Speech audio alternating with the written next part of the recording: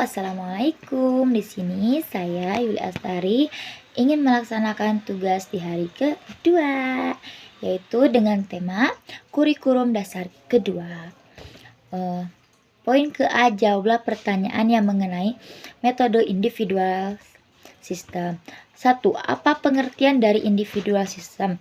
Yaitu proses belajar yang berpusat pada anak dan anak sebagai subjeknya. Nomor kedua, mengapa pendekatan yang dilakukan harus individual system? Karena anak berperan sebagai subjek dengan subjek dalam artian anak berperan aktif dalam proses bermain sambil belajar. Nomor ketiga, apa tujuan yang ingin dicapai dengan melakukan pendekatan secara individual system? Agar proses belajar dapat dilakukan bertahap atau small step system, karena tidak mungkin bertahap jika proses belajar tidak dilakukan bila dilakukannya secara klasikal. Nomor keempat, di Bimba, murid dan guru memiliki perannya masing-masing. Sebutkan peran murid dan guru. Di sini peran anak yaitu berperan sebagai subjek, sedangkan motivator yaitu berperan sebagai motivasi, apresiasi kepada anak agar anak semangat belajarnya, semakin hari semangatnya semakin menggelora, serta memfasilitasi untuk memberikan kegiatan bermain sambil belajar dengan sesuai kemampuan anak. Nomor kelima, apa perbedaan antara metode individual system dan kelas system? Sedangkan di klasikal yaitu perbandingannya sangat banyak, materinya seragam, materinya sudah ditentukan dan gurunya sebagai subjek belajar. Sedangkan di individual system perbandingannya sangat sedikit, materinya pun berbeda-beda, kurikulumnya menyesuaikan, anak juga berperan sebagai subjek belajar. Nomor keenam, bagaimana cara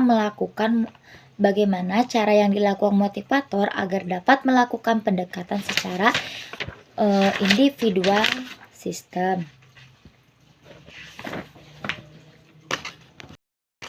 Yaitu kita bisa kenali karakter anak, cari tahu kesukaan anak minimal 3 ya. Lalu kita harus mulai memasuk dunia anak, alihkan perhatiannya dan bikin anak tetap sibuk untuk melakukan kegiatan yang disukainya. Dan jangan menyerah, tetap sabar dan serta semangat dalam pendekatannya. Terus dampingi anak dengan memberikan motivasi serta reward ya. Nomor ketujuh, apa dampak yang akan terjadi bila dilakukan pendekatan secara individual? Yaitu anak akan tumbuh minat belajarnya, anak akan senang, anak juga tidak akan merasa terpaksa. Nomor ke-8, apakah dampak yang akan terjadi bila pendekatannya dilakukan secara kelas sistem? Anak akan malas, anak juga akan tidak semangat, karena mungkin kemampuan anak juga kan berbeda-beda. Bagian B-nya yaitu pertanyaan mengenai metode variant skill. Nomor ke-1, apa pengertian dari variant skill? Yaitu kemampuan yang dimiliki motivator dalam memvariasikan antara aspek belajar dengan kegiatan belajar. Nomor kedua, mengapa kegiatan belajar harus divariasikan? Karena anak rentang konsentrasinya sangat pendek, anak mudah teralihkan, lalu anak juga cepat bosan. Nomor ketiga, apa yang ingin dicapai untuk memvariasikan kegiatan belajar? Yaitu agar anak tidak bosan, agar anak tetap semangat, antusias, dan tertarik dengan kegiatannya. Nomor keempat, sebutkan 3 aspek belajar, yaitu kognitif, afektif, psikomotorik. Nomor kelima, yaitu kegiatan apa yang termasuk aspek kognitif, yaitu membaca dan matematika. Nomor keenam, kegiatan apa yang termasuk aspek afektif, yaitu berdialog, bercerita, atau berdongeng, bernyanyi, dan bermain. 7. Kegiatan apa yang termasuk aspek psikomotorik, yaitu mewarnai, menulis, menarik garis.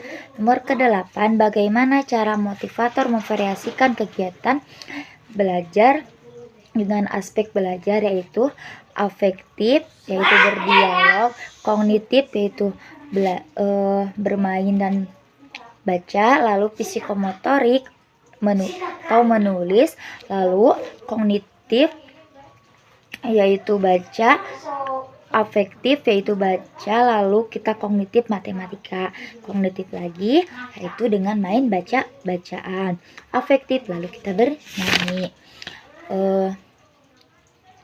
Poin C yaitu apa yang dimaksud dengan the law of office, yaitu hukum akibat, yaitu ketika kita melakukan suatu kegiatan yang menyenangkan, maka akibatnya akan diulang. Nomor kedua, apa yang dimaksud dengan the law of exercise, yaitu hukum latihan, yaitu ketika suatu kegiatan yang terus diulang, maka akan berdampak mampu. Nomor ketiga, apa yang dimaksud dengan the law readiness, yaitu hukum kesiapan, yaitu ketika seseorang semakin mampu, maka akan semakin siap dan terampil, serta prosesnya pun akan semakin menyenangkan. Dampaknya akan menumbuhkan minat belajar yang menggelora atau minat belajar kuadrat. Sekian dari saya. Wassalamualaikum warahmatullahi wabarakatuh.